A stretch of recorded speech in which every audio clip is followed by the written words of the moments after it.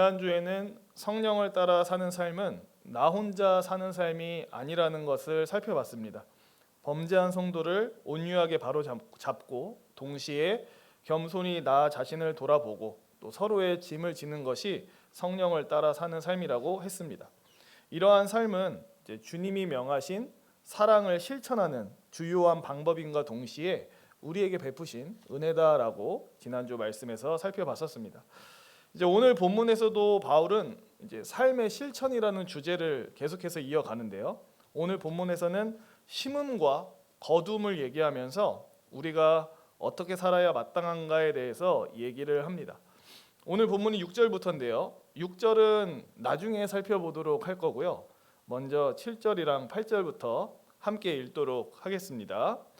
스스로 속이지 말라. 하나님은 업신여김을 받지 아니하시나니 사람이 무엇으로 심든지 그대로 거두리라. 자기의 육체를 위하여 심는 자는 육체로부터 썩어질 것을 거두고 성령을 위하여 심는 자는 성령으로부터 영생을 거두리라. 7절 중반절부터 바울이 얘기를 합니다. 사람이 무엇을 심든지 그대로 거두리라 라고 얘기를 하고요. 그리고 8절에 이르러서 두 가지 방식의 심는 삶에 대해서 얘기를 합니다. 한 가지는 육체를 위해서 심는 삶, 그리고 또 한 가지는 성령을 위해 심는 삶에 대해서 얘기를 합니다. 먼저 육체를 위해서 심는 삶이란 뭘까요? 그것은 육체가 가지고 있는 어떤 죄의 소원이나 성향을 만족시키고 즐겁게 하기 위해서 나의 생각과 행동을 투자하는 것을 얘기를 합니다. 앞서 바울은 갈라디아서 5장에서 음행, 우상 숭배, 분쟁, 술 취함과 같은 육체의 일들을 언급했었는데요. 이 모든 일들은 육체가 가지고 있는 죄의 소원을 따라 살면 나타나는 결과들입니다.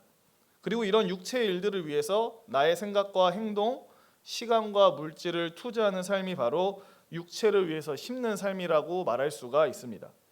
예를 하나 들어보도록 하겠습니다. 그 육체의 일들 중에 하나가 이제 분쟁이거든요. 이 분쟁에 관련된 예를 하나 들어보자면 사람은 하나 되는 것보다는 분쟁하는 것을 더 잘합니다. 그죠? 한마음 한뜻으로 똘똘 뭉치는 것보다 그냥 나랑 잘 맞는 몇몇 사람이랑 뭉쳐서 네 편, 내 편 가르는 것을 더 잘합니다. 이거는 이제 부정할 수 없는 사실이죠. 이제 의도치 않게 지난 사역지에서 이런 모습을 좀 많이 지켜보게 됐었고요. 개인적으로 그런 모습을 지켜보면서 약간 인간 혐오 비슷한 게 좀 사실 제 안에 올라왔었습니다. 그러니까 이 두 편이 나눠졌는데 지켜보니까 사실 그 두 편 중에 딱히 나쁜 사람은 없어요. 악당도 없어요. 막상 다 얘기 들어보고 사정 알아보면 누구 하나 나쁜 사람이 없습니다. 근데 이 두 편이 서로에 대해서 오해를 갖고 있을 뿐만 아니라 서로에 대해서 이해가 부족해요. 그러니까 서로를 잘 알지 못한다는 거죠. 그러면 이제 서로를 더 이해하려 하고 용납하려 해야 되는데 그게 아니라 그냥 이해하기를 포기하고 용납하려는 마음 자체를 갖고 있지를 않습니다. 서로에 대해서. 그러다 보니까 겉으로 봤을 때는 어색하게 인사를 하죠. 하하 이렇게 하면서. 하지만 뒤에 가서는 이제 비난을 하면서 서로에 대해서 비난하면서 갈라져 있는 모습을 본 적이 있습니다. 결국 어떻게 됐냐면 두 무리 중에 한 무리에 속한 사람들이 교회를 떠나게 됐어요.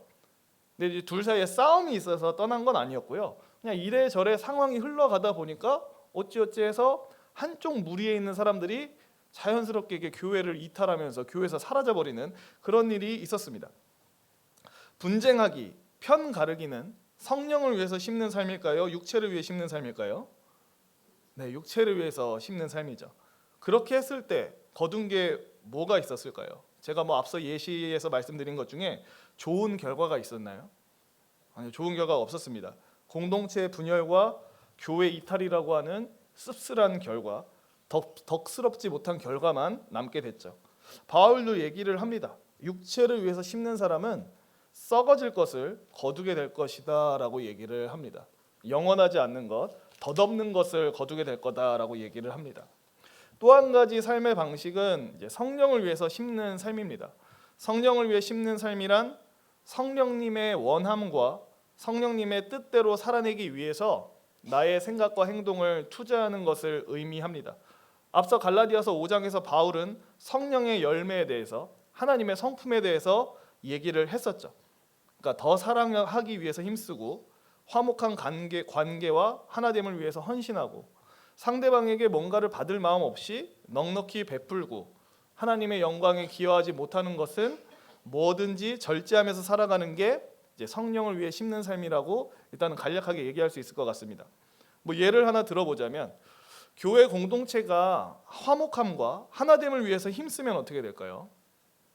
저의 모교회 시절을 좀 떠올리게 됐었습니다. 제가 청년부에 속해 있을 때 청년부 안에 그런 분위기가 있었습니다. 새로운 청년이 이제 청년부 안에 발을 딱 들이면 그 사람을 환영해주고 관심 가져주고 돌봐주는 분위기가 있었어요. 뭐 예를 들어서 청년들이 한 30명이었다면 30명 전체가 다 그런 거는 아니었는데 거의 한 과반수 정도는 그런 마인드를 품고 있었습니다. 새로운 사람이 오면 관심 가져주고 잘 대해주자. 이런 분위기 속에서 새로운 청년이 교회에 제법 잘 정착을 했었어요. 100%는 아니지만 거의 막 90%의 확률로 새로운 청년들이 청년부에 정착하는 것을 제가 봤었습니다. 그렇게 청년이 또 새로 정착하니까 청년부 분위기도 더 훈훈해지는 그런 효과가 있었어요. 그러면 새로 온 청년한테 호의와 친절을 베풀었던 사람들은 천성이 선하고 자비로워서 사랑이 넘쳐서 그렇게 한 걸까요? 아니, 천성이 그냥 너무 사랑이 많아서 그냥 새로운 청년만 보면 아이고 어서 오세요 다 이랬을까요? 아니, 그런 사람도 있을 수 있겠지만 대부분은 그렇지 않습니다. 왜냐하면 성도님들도 아시겠지만 누군가를 챙기고 애정을 갖는다는 것, 그리고 그 사람들을 돌본다는 게 쉬운 일인가요? 아니, 에너지도 많이 필요하고 내가 가지고 있는 자원을 많이 써야 돼요. 그래서 우리의 육체의 소욕은 기본적으로 이런 걸 별로 좋아하지를 않습니다. 남을 위해서 수고하는 거, 섬기는 거, 헌신하는 거를 기뻐하지 않아요. 하지만 청년들이 그러한 육체의 소원을 짓누르고 한 영혼을 귀히 여겨야 된다는 그 성령님이 주시는 마음, 연약한 지체를 돌봐주고 챙겨줘야 된다는 성령님의 소원을 따르기 위해서 애썼기 때문에 사실 그런 결과가 나온 거죠. 이렇게 함으로써 교회에 새롭게 온 청년들이 신앙의 뿌리를 내리고 또 그 청년에게 관심과 애정을 쏟았던 청년도 성숙해지는 그런 좋은 결과들이 있었습니다. 물론 뭐 그런 일들이 막 5년이고 10년이고 계속됐던 건 아니고 제가 한참 이제 청년부 생활 열심히 하고 있을 그 시기쯤에가 그런 분위기가 한참 올라왔을 때였어요. 바울도 얘기를 합니다. 성령을 위해 심는 사람은 영생을 거두게 될 거다라고 얘기를 합니다. 좀 대조적이죠. 육체를 위해서 심으면 썩어질 것을 거두는데 성령을 위해 심으면 영생을 거둔다고 얘기를 합니다. 근데 여기서 영생을 거둔다는 말이 단순히 지옥에 가지 않고 천국에 간다는 의미는 아닙니다. 여기서 영생을 거둔다는 말은 우리 안에 성령의 열매가 넘치도록 맺히는 것을 의미합니다. 더 풍성한 영적 생활을 하게 된다라는 의미죠. 그러니까 이게 참으로 사실입니다. 성령의 소욕을 따르기 위해서 분투하는 성도들일수록 더 성령의 열매가 풍성히 맺히는 게 맞아요. 왜냐하면 본인이 성령을 위해서 심었으니까, 육체가 아니라요. 이를 통해서 알게 되는 것은 다음과 같습니다. 우리는 단순히 신앙생활을 오래 했다고 해서 성숙해지는 게 아닙니다. 성경 말씀을 머릿속으로 많이 알고 있다고 해서 저절로 하나님의 성품을 담는 것도 아닙니다. 교회에서 많은 봉사를 한다고 해서요 꼭 풍성한 성령의 열매를 맺는 것도 아니에요. 왜냐하면 이 모든 것을 하는 와중에도 우리가 어떻게 할 수 있냐면 이 모든 것을 하는 와중에도 우리는 매일같이 육체를 위해 심는 삶을 살 수도 있거든요. 그래서 실제로 이런 일들이 일어나죠. 어떤 성도가 있습니다. 막 신앙 연수가 굉장히 길어요. 근데 이제 여기 계신 분들 누군가를 지칭해서 하는 얘기가 아니니까 혹시나 내 얘기인가 이렇게 생각하지 마세요. 그냥 이제 하는 얘기입니다. 어떤 성도가 있는데 막 신앙 연수가 굉장히 길어요. 근데 딱 이제 그 사람을 주변에서 평가할 때 어떤 평가가 나오는 사람이 있을 수 있냐면 아니 신앙생활을 이렇게 오래 했는데도 저 정도밖에 안 될까? 이런 것이 가끔 있어요. 자, 여기 계신 분들이 지금 지칭하는 게 아니라고 했습니다. 정 목사님 제 얘기입니까? 이렇게 생각하지 마세요. 그러니까 제가 뭐 지난 사역지나 지지난 사역지에서 이제 가끔 봤던 거죠. 신앙생활 연수가 굉장히 오래됐는데 아니 신앙생활을 이렇게 오래 하셨는데 이 정도의 어떤 인품과 이 정도의 성숙도밖에 안 보이실 수가 있나? 그런 물음표가 찍히는 분들이 가끔 있었습니다. 막 말이 안 통하고 대화가 안 되고 막 이런 분들이 있었어요. 물론 이제 제가 함부로 판단할 수 있는 영역은 아닌데 오늘 본문을 빌어서 제가 조심스럽게 추측을 해보면 오래 신앙생활을 하기는 했지만 그 오랜 신앙생활 중에 성령을 위해 심는 일보다는 육체를 위해 심는 일을 훨씬 더 많이 했기 때문에 그런 결과가 나온 건 아닐까라는 생각이 좀 들었습니다. 예전에 어떤 목사님이 설교를 하면서 이렇게 얘기하면서 한탄하는 것을 본 적이 있어요. 그분도 연배가 60 넘어서 이제 70 다 되신 분인데 설교 중에 무슨 얘기를 했냐면 한국 교회에는 어른이 없다라고 얘기했어요.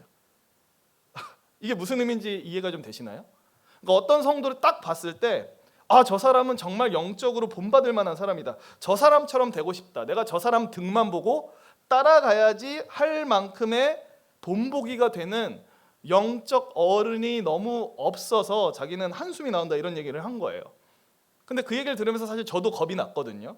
왜냐하면 20대 때의 나와 그리고 이제 제가 이제 조금 있으면 연나이로 40살 믿어지지 않지만 40살이 되는데 20대 때의 나와 40살의 나 이 사이에 과연 내게 영적 성숙이 있었을까? 라고 스스로한테 되묻게 되는 거죠. 성숙이 있었는가 스스로 되물어 봤을 때 성숙이 있었다라고 말하기보다는 저는 오히려 퇴행한 거 아니야? 막 이런 생각까지 들고 육체를 위해서 너무 심었던 삶은 아닐까라는 생각이 사실 스스로에게 들기 때문에 좀 겁이 났습니다. 성도님들은 어떠신가요? 신앙 연수가 꽤 되셨는데 이 신앙 연수 기간 동안 육체를 위해서 많이 심으신 것 같으세요? 아니면 성령을 위해서 많이 심으신 것 같으세요? 반면에 이런 사람이 있을 수가 있습니다. 신앙 연수가 별로 안 길어요. 별로 안 긴데도 신앙과 인격이 굉장히 성숙한 사람이 있을 수 있어요. 그러니까 막 이런 거죠. 뭔가 대해 보니까 되게 믿음도 좋고 인품도 너무 좋아. 그래서 이 사람 신앙생활 한 15년, 20년 했나 보다. 교회 나온 지 얼마나 되셨어요? 3년 됐습니다. 저는 이제 비슷한 경험을 이제 군대에서 해봤는데 군대에서 이제 군대 교회에서 비슷한 그 기수의 동기를 만났었는데 이 동기가 굉장히 막 신앙도 좋고 사람이 괜찮은 거예요. 그래서 저는 그 사람이 신앙생활을 되게 오래 한 줄 알고 야, 너 교회 언제부터 다녔냐? 언제부터 예수 믿었어? 그러니까 훈련소부터 예수 믿었대요. 훈련소에서 교회 딱 갔는데 이제 훈련소에서는 예수 믿으라는 설교 많이 하거든요. 그 설교 듣다가 회심을 해버린 거예요. 그때가 상병이었어요. 그렇게 따지면 그 친구는 신앙생활 한 지 1년도 채 안 됐을 때였거든요. 근데도 그 1년이라는 시간에 맞지 않게 굉장히 깊은 신앙과 어떤 성숙한 모습을 갖고 있었어요. 그런 사람이 실제로 있죠. 존재 자체만으로도 든든하고 뭔가 사람이 포근하고 만만하게 볼 수는 없지만 친해지고 싶고 신앙적으로 본이 되고 도전을 주는 사람이 간간히 있습니다. 조심스레 추측해 보자면 아마 이런 사람들은 짧은 신앙생활 가운데서도 성령을 위해 심으려고 부단히 애썼던 사람일 거라는 생각이 듭니다. 육체의 소욕과 원함이 올라올 때 그거를 죽이고 성령의 소욕과 원함을 따르기 위해서 절제하고 인내했던 사람들이라고 좀 추측이 됩니다. 바라기로는 저와 성도님들 모두가 저를 포함해서요. 우리 스스로를 돌아보고 육체를 위해서 심어서 썩어질 것을 거두는 삶이 아니라 성령을 위해 심어서 영생을 거두는 그런 복된 인생을 사실 수 있기를 소망합니다. 이어서 9절 말씀 함께 읽도록 하겠습니다. 9절 같이 읽겠습니다. 우리가 선을 행하되 낙심하지 말지니 포기하지 아니하면 때가 이름에 거두리라. 성령을 위해서 심는 삶, 저와 성도님들이 모두 살고 싶어하는 삶이고요. 이상적으로 생각하는 그런 삶입니다. 하지만 바울도 얘기를 하죠. 그게 말처럼 쉬운 삶은 아니다라고 얘기를 합니다. 그러한 삶은 인내를 요구하고요. 절제와 고난을 수반한다라고 얘기를 합니다. 그러니까 실제로 성령을 위해 심는 삶을 살기 위해서는 이제 TV나 유튜브 보는 거, 먹고 마시는 것을 절제해야 될 때도 있어요. 그죠? 음란한 상상과 마음속의 교만, 미워하는 마음, 물질적인 탐욕을 멀리하려는 것도 다 포함이 되어 있습니다. 사실상 인간을 가장 크게 흔드는 두 가지를 꼽자면 음란과 탐욕일진데 우리는 사실 이 두 가지에 대해서 말씀의 검을 꽂아야 되죠. 음란과 탐욕에 대해서. 근데 사실 이 두 가지의 말씀의 검을 꽂는 것은 쉽지가 않습니다. 심지어 꽂았다 하더라도 또 인내와 절제로 이러한 음욕과 탐욕을 많이 이겨내서 내가 이제는 이 두 가지에 휘둘리지 않아 라고 생각할지라도 얼마든지 음욕과 탐욕에 넘어질 수가 있어요. 그 지난 주일에 담임 목사님 설교 때도 어떤 분에 대한 예시가 나왔잖아요. 참 훌륭한 분이셨는데 뭔가 불미스러운 일을 이제 행하셨다 막 이런 얘기를 했잖아요. 그러니까 경건하고 고고해 보였던 성도도 단 한순간에 또 넘어질 수가 있어요. 그래서 이런 걸 생각해 봤을 때 성령을 위해서 심는 삶이 쉽지 않다라는 것을 생각하게 됩니다. 그리고 실제로 다 아실 거예요. 선을 행하는 삶은 그 자체가 좀 인내와 고난이 따라옵니다. 예를 좀 들어볼게요. 물론 뭐 그런 건 아니겠죠. 선한 마음으로 이웃한테 뭔가를 베풀어요. 근데 내심 우리 마음속엔 어떤 마음이 들죠? 내가 이 사람한테 좋은 거를 베풀었으니까 사실은 뭔가를 좀 돌려받고 싶은 마음이 인간적으로 들잖아요. 그죠? 근데 우리는 이제 그런 마음을 애써 다 밀어내고 그냥 주고 잊자 이렇게 생각을 해요. 그죠? 근데 그럼에도 이제 만약 상대방이 나한테 많이 받았던 사람인데 나한테 단 한 번도 안 줘요. 그럼 어떤 생각 들어요? 아씨 너무한 거 아니야? 근데 이 마음을 분출해야 되는 게 아니라 우리는 참아야 되잖아. 성령을 위해서 심는다는 거는 이러한 마음을 참아내고 그냥 잊는다는 거잖아요. 그러니까 그거 자체로 이미 힘들어요. 그리고 누구한테 많이 베풀었는데 막 감사의 표현을 잘 안 하는 사람들이 있어요. 남한테 호의를 받는 거를 당연한 줄 아는 사람들이 있어요. 그럼 또 그런 모습을 보면서 우리는 또 참아야 돼요. 야, 얘는 정말 잘해줘도 자기가 어떤 호의를 받고 있는지 전혀 모르네. 근데 또 그 앞에서 야 너는 고마울지도 모르냐 막 이렇게 생색내긴 또 어려우니까 그런 것도 참아야 됩니다. 또 남에게 막 말씀을 열심히 가르쳤어요. 성경 말씀은 이렇고 우리가 살아야 되는 거는 이러한 모습이야. 열심히 가르쳤는데 전혀 배우지 않은 것처럼 변하지 않는 사람이 있을 수 있어요. 그런 것도 참아야 돼요. 나는 그 사람을 사랑하는데 그 사람은 나를 미워할 수 있고요. 나는 그 사람한테 미워하는 마음이 없는데 그 사람은 나를 막 끈덕지게 미워하는 경우도 있습니다.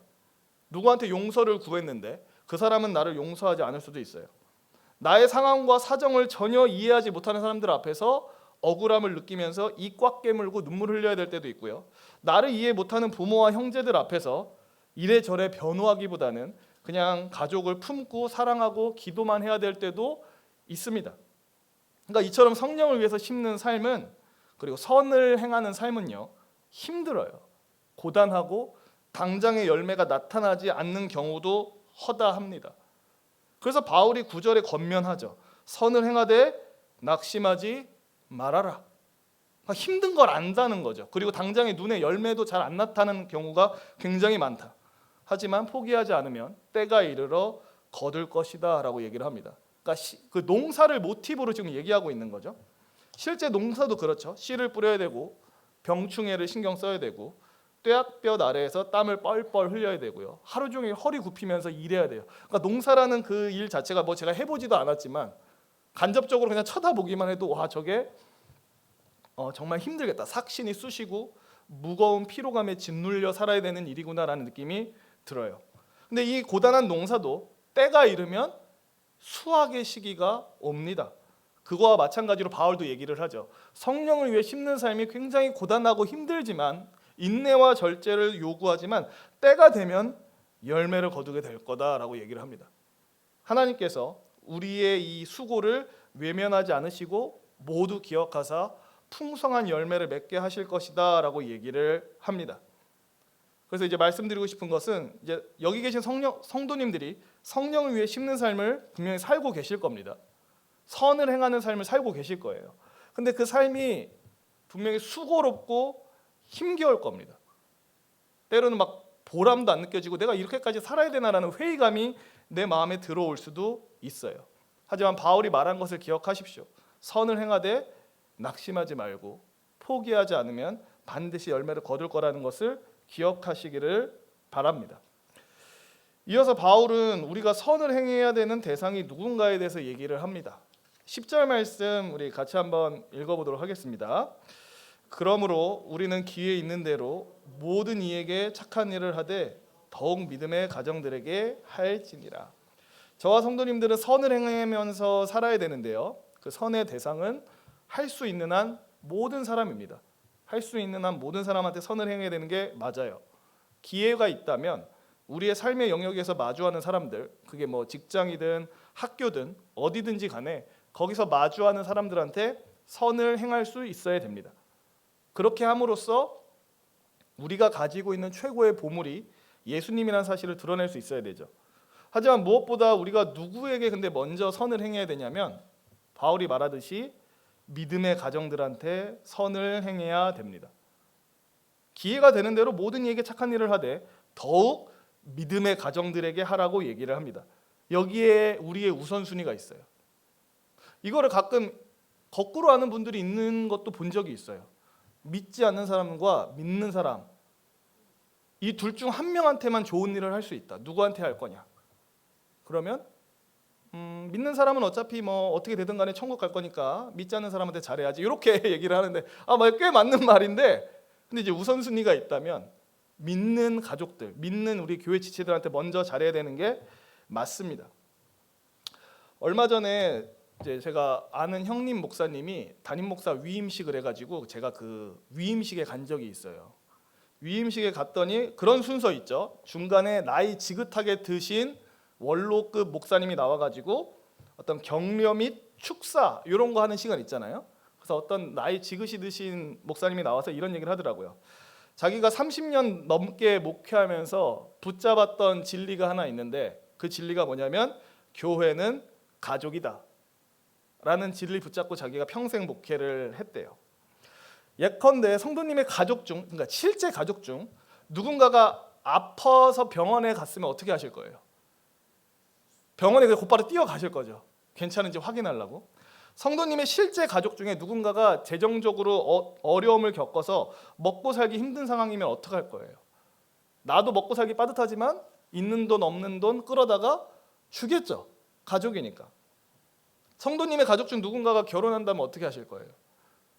기뻐하고 덩실덩실 뭐 축하를 해주겠죠. 근데 이제 우리가 알아야 되는 거는 우리와 혈연에 묶여 있는 사람들만 가족인 게 아니라 같은 예수 그리스도 안에서 한 공동체 안에 묶여 있는 우리도 뭐라는 거죠? 가족이라는 거죠. 물론 앞에 표현을 붙여야 될 것 같습니다. 영적 가족. 그러면 이제 우리가 이 영적 가족인 교회 사람들한테 어떻게 해야 될지가 나와요. 제가 앞서 말했던 우리의 진짜 가족에게 이러한 일이 생기면 어떻게 하실 겁니까? 이거를 교회 사람들한테도 그대로 적용하면 되는 거죠. 교회 지체 중에 누가 아프면 정말로 내 친가족이 아픈 것처럼 받아들여야 된다는 겁니다. 교회 지체 중에 누구한테 좋은 일이 있으면 정말 내 친가족한테 좋은 일이 생긴 것처럼 받아들여야 됩니다. 교회 지체 중에 누가 슬픔을 겪으면 정말 내 친가족이 큰 슬픔에 있구나라는 것과 똑같이 받아들여야 돼요. 사실 우리가 살고 있는 이 시대가 워낙 개인주의적이다 보니까 교회가 가족이다라고 하는 정신이 사실 우리 어르신 세대는 좀 더 있는데 밑으로 갈수록 이게 좀 많이 희미해지고 있는 게 사실이긴 합니다. 근데 좀 생각하게 돼요. 이런 가족 정신, 우리가 예수 안에서 영적 가족이라는 정신이 성도들 안에 또렷하게 살아있으면 교회는 지금보다 더 강하고 끈끈한 공동체가 될 수 있지 않을까라는 생각을 합니다. 바울의 말을 기억하시길 바랍니다. 우리는 모든 사람한테 선을 행해야 됩니다. 하지만 우선순위는 예수 안에서 영적으로 가족된 교인들입니다. 그들을 돌보는 것, 그들에게 더욱 선을 행하는 게 우리가 힘써야 될 일이에요. 내 가족한테는 무관심하면서 외인들부터 돌보는 것은 사실 가족에 대한 올바른 태도가 아닌 거죠. 이제 오늘 본문 중에 짚고 넘어가지 않았던 한 구절을 살펴보도록 하겠습니다. 우리 6절 말씀 같이 읽어보도록 하겠습니다. 가르침을 받는 자는 말씀을 가르치는 자와 모든 좋은 것을 함께하라. 우리가 성령을 위해서 심는 삶을 살아야 되는데 이 삶을 사는데 필요한 게 말씀이죠. 왜냐하면 성령님은 말씀과 더불어서 역사하시고 하나님의 말씀은 우리가 어디로 가야 되는지를 지시해주는 등대와 같습니다. 그런 점에서 이 하나님의 말씀을 연구하고 풀어서 설명하고 설교하는 이 말씀을 전하는 사역자들과 모든 좋은 것을 함께하는 것은 굉장히 중요한 일입니다. 물론 여기 계신 권사님들, 집사님들이 목사님들한테 항상 잘하고 계신 거를 제가 알고 있습니다. 그리고 과거에도 잘해 오셨을 거라고 충분히 생각이 됩니다. 근데 목사님들한테 잘하실 때 왜 잘하셨어요? 왜 목사님들한테 잘하셨습니까? 이런저런 이유가 있을 수 있어요. 그죠? 근데 다 좋은 이유일 겁니다. 이것 때문에 저는 목사님한테 잘했는데요. 뭐 저것 때문에 목사님한테 잘했는데요. 근데 답이 아닌 건 하나 있어요. 뭐가 답이 아니냐면 목사는 우리와 달리 특별한 사람이니까 잘해줬습니다. 목사는 우리와 달리 특별한 사람이어서 잘해줬습니다. 그러니까 성도님들이 목사들에게 잘해주고 잘 대접해줘야 되는 이유가 있긴 있는데 뭐가 아니냐면 목사는 우리와 달리 특별한 사람이어서 잘해줘야 되는 것은 아닙니다. 만약에 우리가 목사한테 친절을 베풀고 잘해줘야 되는 이유를 찾자면 그건 뭐 때문에 그러냐면 목사라고 하는 그 사람 자체가 우리와 달리 뭐 더 뛰어난 사람, 우리와 달리 특별한 사람이어서 잘해줘야 되는 게 아니라 그 목사가 맡고 있는 게 뭐예요? 하나님의 말씀을 전하는 걸 맡고 있잖아요. 그 사람이 맡고 있는 하나님의 말씀이 존귀하기 때문에 우리가 말씀 사역자들을 존대하는 거예요. 그러니까 그 사람 자체를 막 우러러보고 오 위대한 목사님 이게 아니라 그 목사가 하나님의 말씀을 전하고 있기 때문에 그것 때문에 그 목사를 귀히 여겨야 된다라는 겁니다. 그래서 이제 얘기를 하잖아요. 이 말씀을 가르치는 자와 모든 좋은 걸 함께하라. 그러니까 이걸 어떤 식의 의미로 얘기하고 있는 거냐면 내가 하나님의 말씀을 존중하고 있다라는 것을 어떻게 표현할 수 있죠? 목사를 어떻게 대하는지를 보면 그게 다 나타난다라는 거예요. 목사를 함부로 대하면서 나는 주님의 말씀을 존중합니다. 이거는 거짓말이라는 거예요. 왜요? 목사가 맡고 있는 게 하나님의 말씀을 풀어서 전하는 일을 맡고 있는데 목사한테 함부로 대하면서 저는 주의 말씀을 사랑합니다. 이건 거짓말입니다. 목사를 괴롭히고 핍박하면서 나는 하나님의 말씀을 존중합니다. 이거 거짓말입니다. 그래서 만약에 우리가 말씀을 맡은 교역자들을 함부로 대하고 그들의 삶에 관심이 없고 그들이 겪는 경제적 어려움에 무관심하다면 이건 단순히 교역자를 외면한 게 아니에요. 그 교역자가 맡은 말씀을 외면한 겁니다. 여기까지 생각이 가셔야 돼요. 목사 따로 말씀 따로 이렇게 생각하지 마세요. 왜냐하면 목사라는 직분 자체가 교회의 말씀을 전하게 하려고 하나님이 세워놓으신 직분이기 때문에 이게 연관이 될 수밖에 없습니다. 단순히 교역자를 존중하지 않은 것이 아니라 그 교역자가 맡은 말씀을 존중하지 않은 것이 돼버리고 맙니다.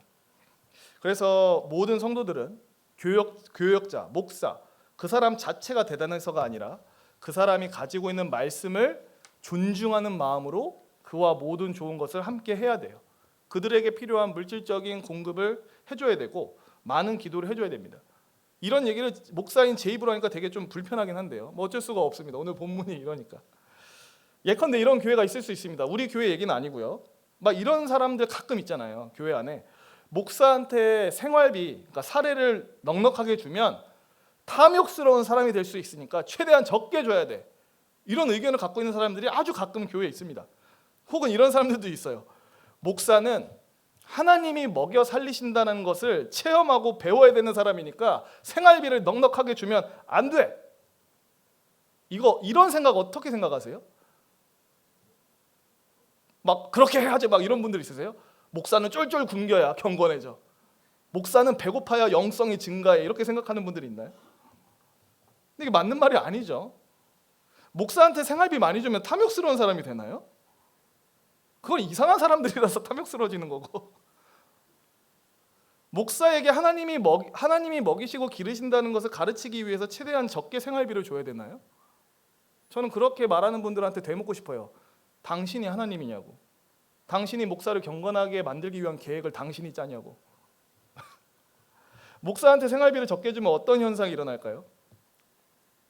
매달 먹고 살기 막 빠듯하게 매달 간신히 버틸 만큼만 주면 어떻게 될까요? 목사가 경제적으로 힘드니까 하나님만 더 바라보면서 더 경건해지고 영적으로 막 날이 서게 될까요? 아니요, 오히려 그런 일은 별로 안 일어나고요. 먹고 살 걱정 때문에 목사의 머리가 항상 복잡한 상태가 됩니다.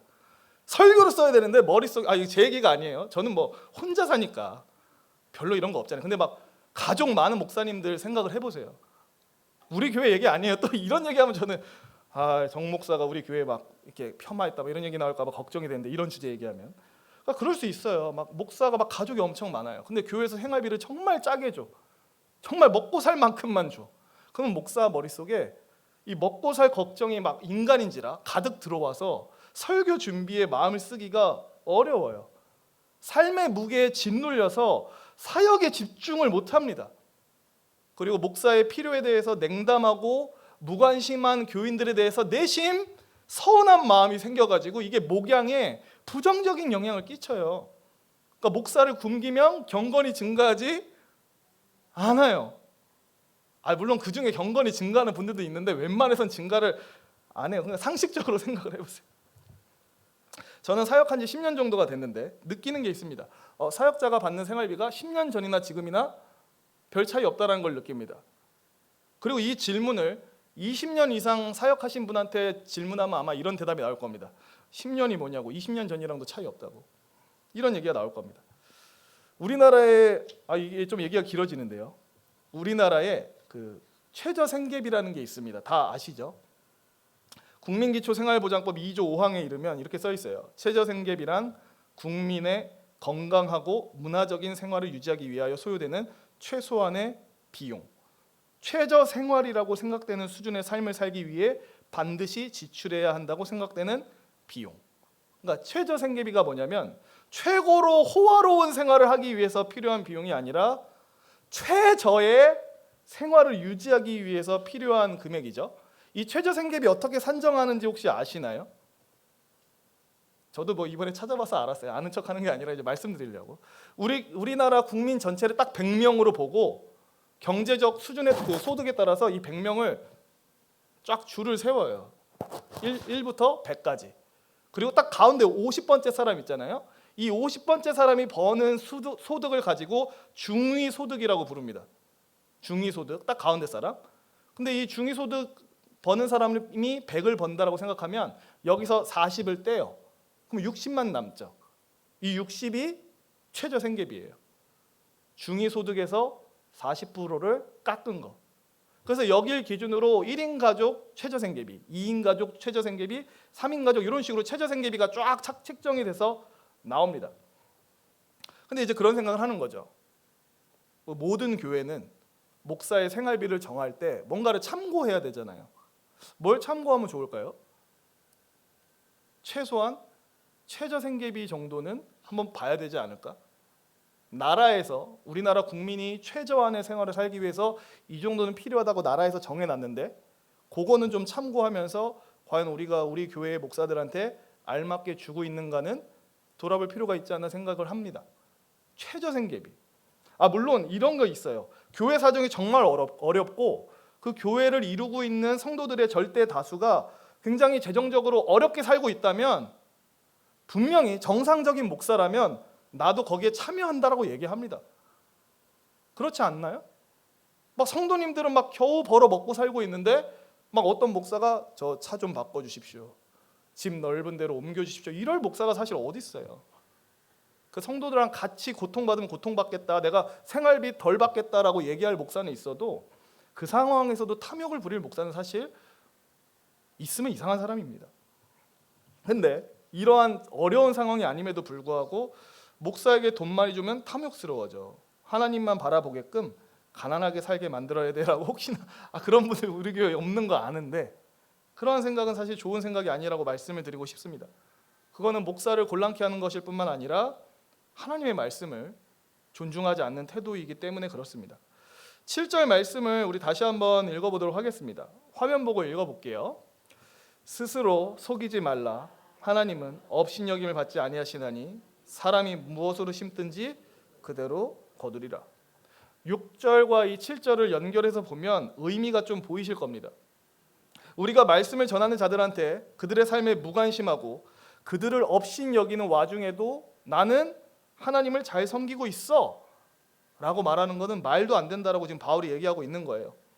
교육자들의 삶이 피폐한데 교육자들을 잘 대해줄 생각 없이 그냥 자기 잘 먹고 사는 것만 관심이 있다면 사실 그 사람은 성령을 위해서 심는 사람이라고 말하기가 어렵습니다.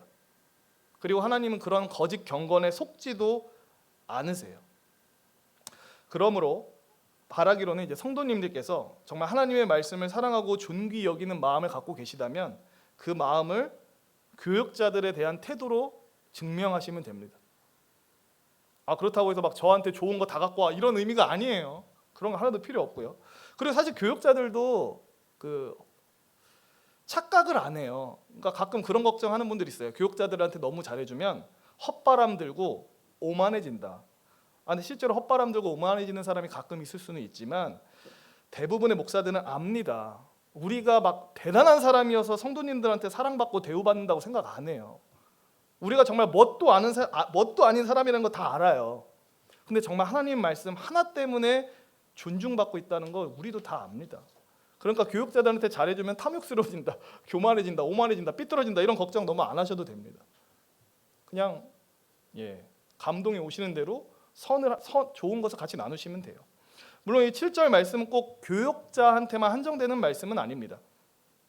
이 말씀은 성령을 위해서 심는 삶, 선을 위해 사는 삶 전체와 연관되어 있죠. 우리가 이웃한테 선을 행하기는 하는데 거칠애로 할 때 선을 행할 마음은 없지만 남들 시선 때문에 체면상 꾸며진 선을 행할 때 하나님이 이 모든 것을 다 아신다는 겁니다. 하나님은 우리의 거짓된 행위에 속지 않으시고요. 우리 행동의 모든 속내와 의도를 다 꿰뚫고 계시니까 그 하나님 앞에서 부끄러움 없이 정직하게 선을 행해야 된다라고 얘기를 하는 거죠. 말씀을 마치도록 하겠습니다. 예수 그리스도를 믿고 의롭다함을 받은 우리는 자유를 얻었습니다. 하지만 이 자유는 방종을 위한 자유가 아니라 성령의 인도를 따르기 위한 자유, 성령을 위해 심는 삶을 살기 위한 자유입니다. 그래서 바라기로는 저와 성도님들 모두가 성령을 위해 심는 인생이 되기를 소망합니다. 성령님은 우리한테 말씀하시죠. 우리의 생각을 주장하시고 우리의 마음을 이끄십니다. 성경 말씀을 통해서 가르치시고 나아갈 길을 알게 하십니다. 그럴 때마다 인내와 절제로 성령의 인도를 따를 수 있기를 원합니다. 사실 육체를 위해서 심는 삶은 되게 쉽습니다. 우리 안에 남아있는 타락의 잔재를 따라가면 되기 때문에 그건 너무 쉬워요. 반면에 성령을 따르는 삶은 고단합니다.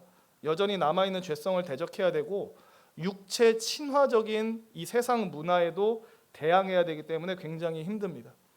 하지만 성령을 위해 심을 때 그 수고와 인내가 헛되지 않다고 바울이 얘기를 합니다. 영생을 열매로 거두게 될 거라고, 풍성한 성령의 열매를 거두게 될 것이다라고 얘기를 합니다. 그래서 말하기로는 저와 성도님들이 다시 한번 이 성령을 위해 심는 삶에 헌신할 수 있기를 원합니다.